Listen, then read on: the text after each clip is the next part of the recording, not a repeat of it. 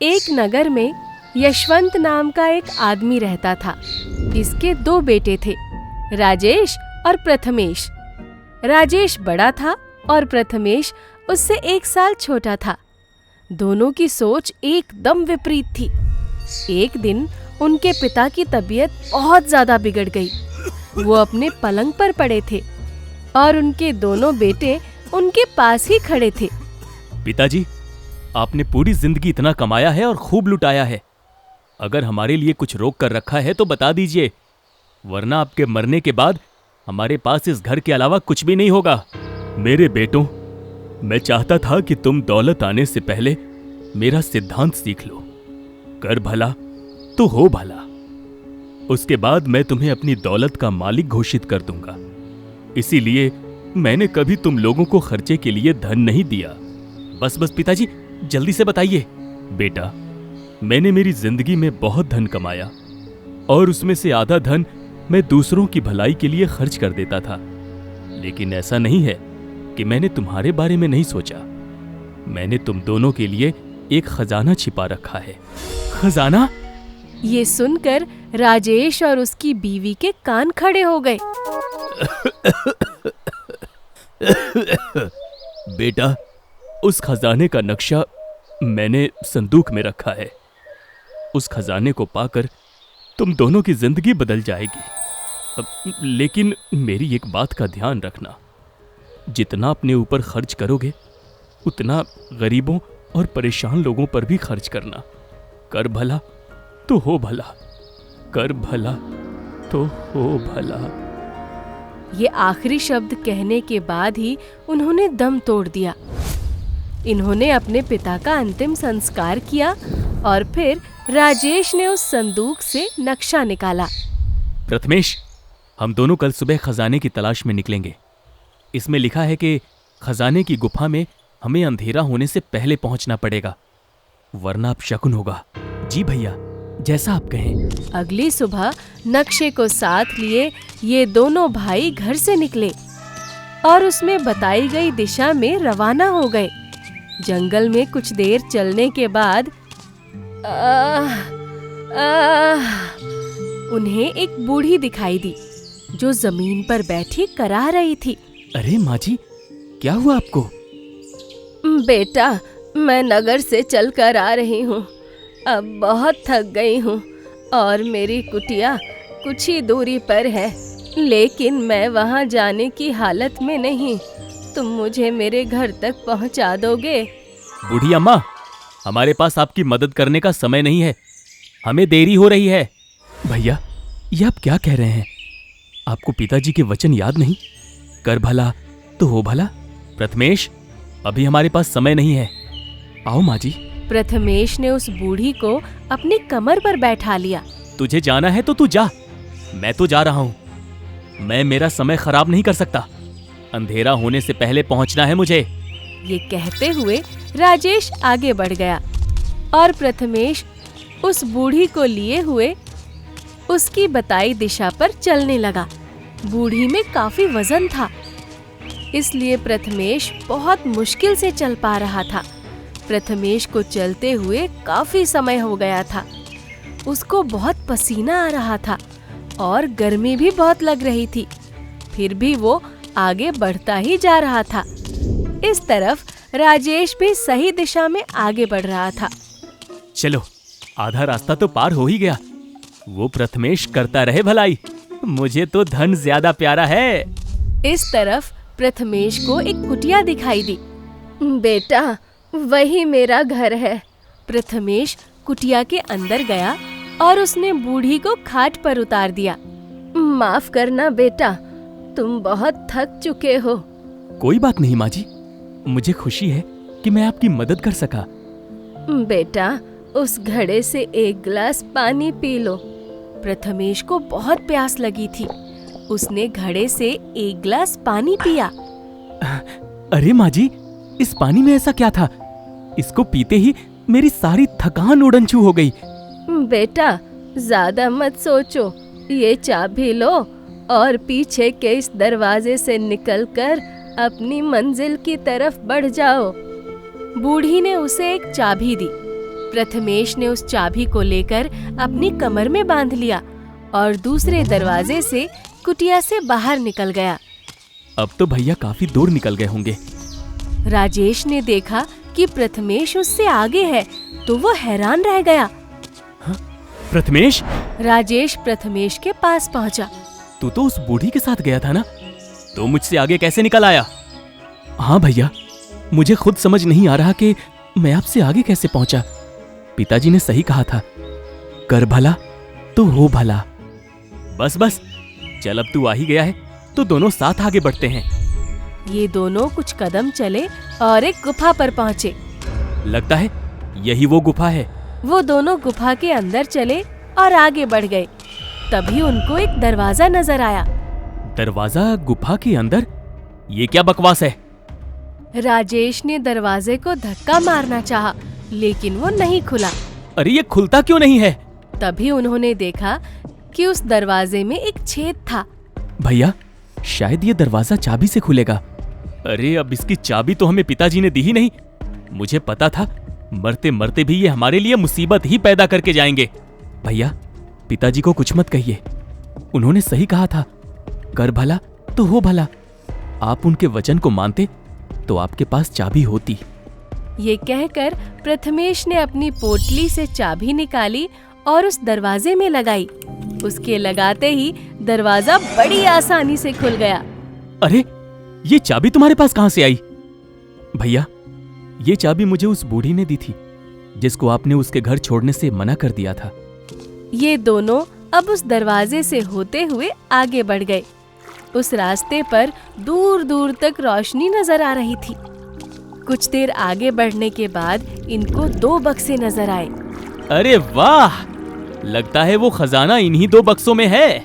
राजेश तेजी से इन बक्सों की तरफ बढ़ने लगा। तभी एक बंदर वहां प्रकट हुआ। तुम इस दरवाजे को खोलकर यहाँ तक पहुँचे, इसका मतलब है कि तुमको अपने पिता का वचन याद था, कर भला तो हो भला। हाँ, हमें अपने पिता के वचन पर पूरा विश्वास है।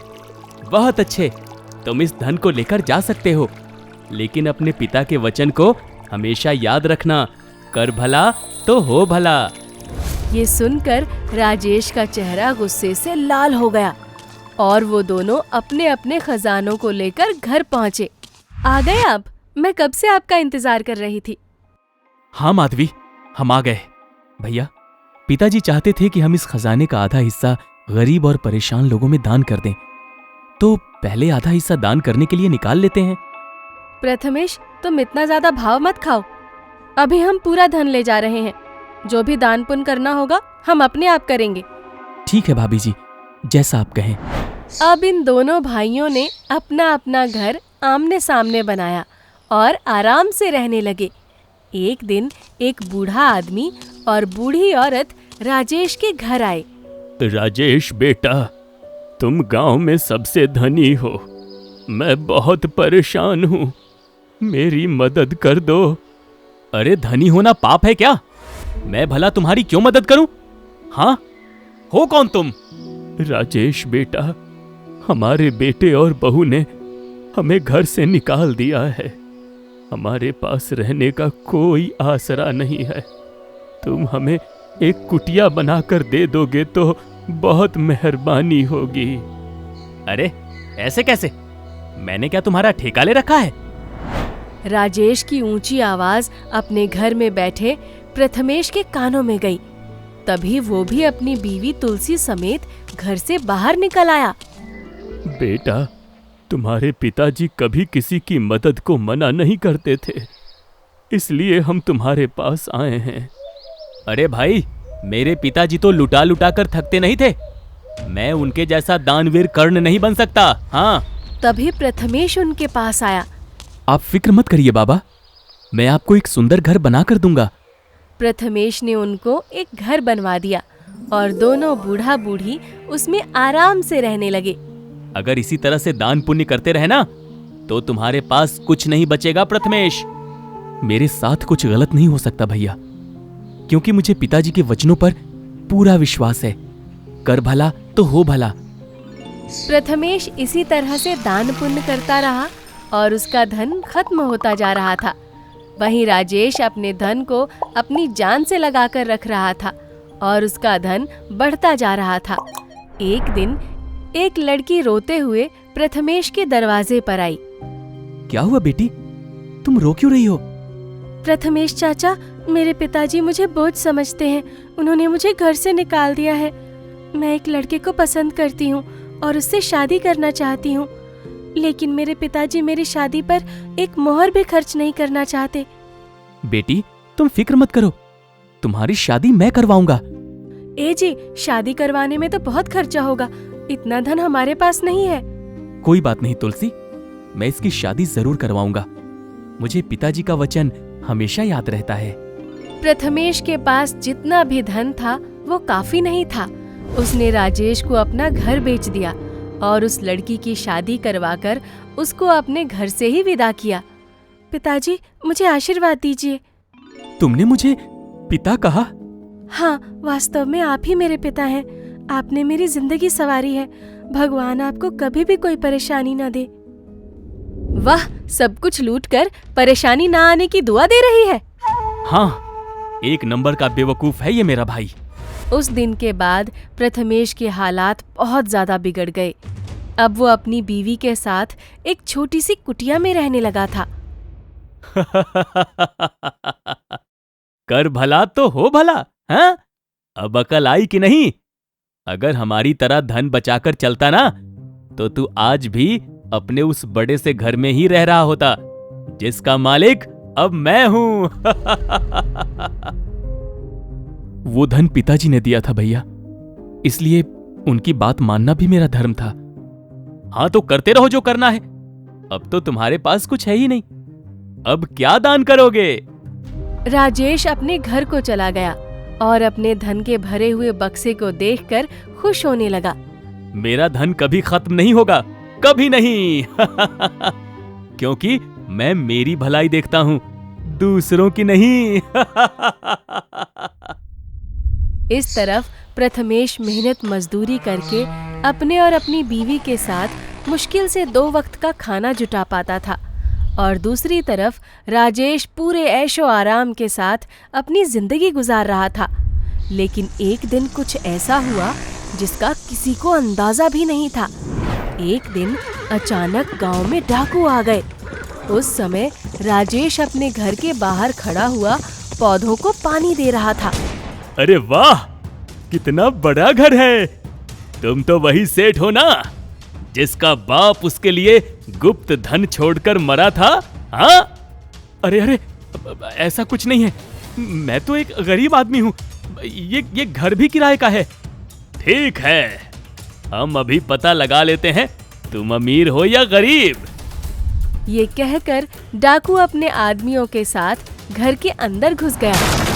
अरे ऐसा मत करो, मेरे पास कुछ नहीं है। अरे वाह, पूरा का पूरा खजाना भरा पड़ा है। डाकुओं ने राजेश का सारा धन लूट लिया और फिर अपने साथियों के साथ वहां से चला गया। अब राजेश और उसकी बीवी फूट फूट कर रोने लगे। अरे हम तो लुट गए। हम बर्बाद हो गए। उनके रोने की आवाज सुनकर प्रथमेश भी अपनी बीवी के साथ वहां पहुंचा। क्या हुआ भैया, आप ऐसे क्यों रो रहे हो? लुट गया भाई, मैं बुरी तरह लुट गया। वो डाकू मेरा सब कुछ लूट कर ले गया। भैया, इस धन को आपने इतना संभाल के रखा था, वो एक ही झटके में आपसे छिन गया। अगर आप किसी के भले के लिए इसका इस्तेमाल करते तो आपको उनकी दुआएं लगती। हमारे घर में लूट हुई है, फिर भी तुम हमारे जख्मों पर नमक छिड़क रहे हो। हमारे पास अब भी 2 बड़े बड़े घर हैं, तुम्हारी तरह कुटिया में नहीं है हम। चलिए जी, ये लोग कभी नहीं सुधरेंगे। प्रथमेश और तुलसी अपने घर आ गए। वो खाली बक्सा अभी भी उनकी कुटिया में था। रात होने पर वही गुफा वाला बंदर वहां आया। उसने बक्से पर हाथ रखा। बक्से के ऊपर एक अजीब सी रोशनी पड़ी और उसके बाद बंदर वहां से चला गया। सुबह होने पर जब तुलसी और प्रथमेश सोकर उठे तो उनकी आंखें हैरानी से फटी की फटी रह गई। अरे ये क्या, खजाना? उन्होंने पाया कि वो बक्सा पूरा धन से भरा हुआ है। लेकिन ये बक्सा तो खाली हो चुका था, ये भर कैसे गया? प्रथमेश उसी समय उस बक्से को लेकर राजेश के पास पहुंचा।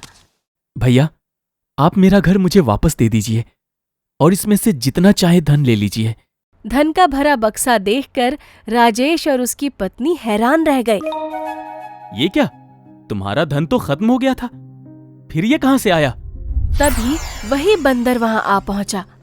राजेश और प्रथमेश, तुम्हारे पिता ने ये मायावी खजाना मेरे पास रखवाया था और मरने से पहले उन्होंने तुमको आज्ञा दी थी कि तुम उनका वचन कभी नहीं भूलोगे।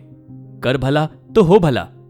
मायावी खजाने का रहस्य ये था कि इसमें से जितना तुम दूसरों के भले के लिए खर्च करोगे, ठीक 90 दिनों के बाद उससे दोगुना खजाना इस बक्से में आ जाएगा। इसलिए प्रथमेश ने अपना जितना भी खजाना लुटाया था उसका दोगुना उसे मिल गया।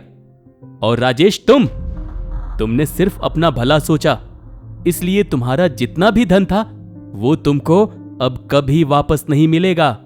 ये सुनकर राजेश और उसकी बीवी का सर नीचे झुक गया। मैंने ठीक नहीं किया, मैंने पिताजी की बात नहीं मानी। अगर उनकी बात मानता तो मेरे पास भी आज पहले से ज्यादा धन होता।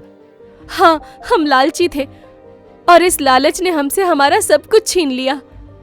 उन दोनों की आंखों से आंसू निकल पड़े। भैया, आप फिक्र मत कीजिए, आप मेरा घर मुझे दे दीजिए और जितना धन आपको चाहिए ले लीजिए। मेरे होते हुए आप परेशान हो ये मैं नहीं देख सकता। तुम बहुत अच्छे हो मेरे भाई, तुम बहुत अच्छे हो। इसके बाद प्रथमेश ने राजेश को कुछ धन दिया और अपने घर में फिर से अपनी बीवी के साथ अच्छे से रहने लगा। वहीं राजेश भी अब लालच छोड़कर अपना जीवन अपने पिता के वचन को मानते हुए गुजारने लगा।